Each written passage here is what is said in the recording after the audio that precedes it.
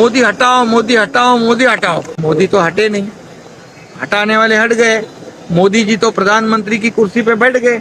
अभी उनको चिंता है कि क्या हमने क्या कर दिया, और अभी उनको गलती का एहसास हो रहा है। विधानसभा के चुनाव में, विधानसभेच्या निवडणुकीमध्ये तुम्हाला हे चित्र पलटलेलं दिसतं। जे काही दिशाभूल करण्याचं जे काही प्रयत्न चालू आहे त्या ठिकाणी पोलीस त्याचं स्पष्टीकरण देतील आणि जी वस्तुस्थिती वेगळी आहे, हे गिरे तो भी टांग ऊपर अशातला हा भाग आहे।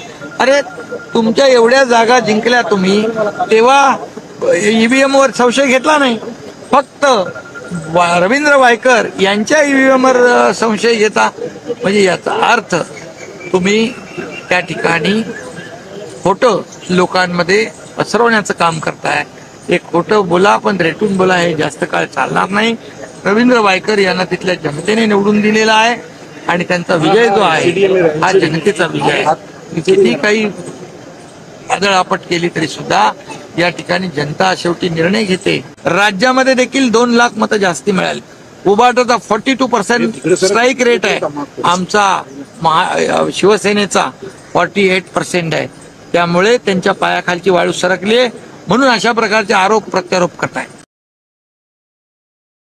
हमारे न्यूज चैनल्स को सब्सक्राइब करें, लाइक करें, कमेंट्स करें, शेयर करें और घंटी का बटन प्रेस करें ताकि आने वाली हर वीडियो और अपडेट्स की नोटिफिकेशन आप सभी को मिलती रहे।